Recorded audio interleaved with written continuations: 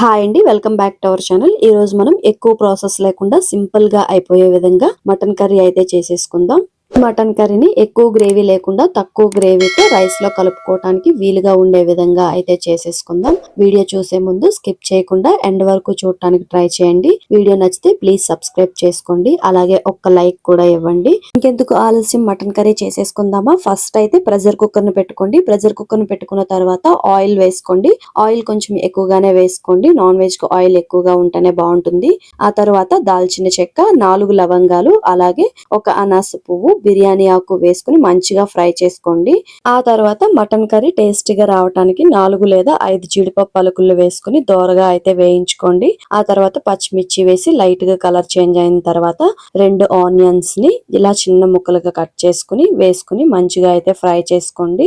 ఆ లోపు ఫ్రెష్ గా ఉండే కరివేపాకు ఉంటే కరివేపాకుని 4 లేదా 5 రెమ్మలు వేసుకోండి. కరివేపాకు వేసుకున్నాక ఫ్రెష్ గా చేసుకున్న అల్లం ఉంటే 1 స్పూన్ పూర్తిగా అయితే వేసుకోండి. అల్లం వెల్లుల్లి పేస్ట్ అనేది పచ్చివాసన పోయేంత వరకు ఫ్రై చేసుకోండి. ఫ్రై చేసుకున్న తర్వాత 1/2 kg మటన్ ని తీసుకుని మంచిగా అయితే వాష్ చేసుకోవాలి. పసుపు, ఉప్పు వేసుకుని వాష్ చేసుకుని ఆ తర్వాత ఆనియన్స్ లో వేసుకుని మొత్తం అంతా కలిసే విధంగా ఒకసారి అయితే కలుపుకోండి.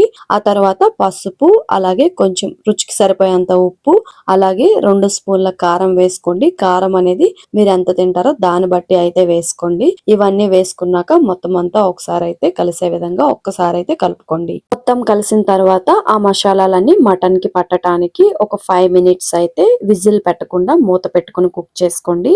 ఆ తర్వాత 2 టమాటోలను ఇలా ముక్కలుగా కట్ చేసుకుని వేసుకోండి. ఆ తర్వాత ఇంకొక 5 మినిట్స్ మూత పెట్టుకుని కుక్ చేసుకోండి. ఆ తర్వాత గుప్పెడు కొత్తిమీరని తీసుకుని మొత్తం అంతా కొత్తిమీరని వేసుకుని ఒకసారి అయితే కలుపుకోండి.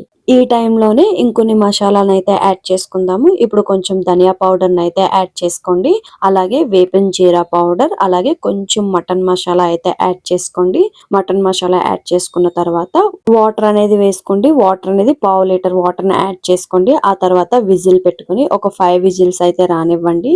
కూర అనేది లేతగా ఉంటే 3 or 4 విజిల్స్ వచ్చిన తర్వాత మూత ఓపెన్ చేసి ఈ విధంగా అయితే ఉంటుంది. కొంచెం వాటర్ లా ఉంటుంది. మీకు ఈ కన్సిస్టెన్సీలోనే ఉండాలి అనుకుంటే ఇలా ఉంచుకోండి, లేదంటే స్టవ్ పై పెట్టుకుని ఇంకొక 5 మినిట్స్ అయితే కుక్ చేసుకోండి. గ్రేవీ అనేది దగ్గర పడుతుంది. ఇలా వేడివేడిగా సర్వ్ చేసుకోండి. టేస్ట్ చాలా బాగుంటుంది. బాయ్.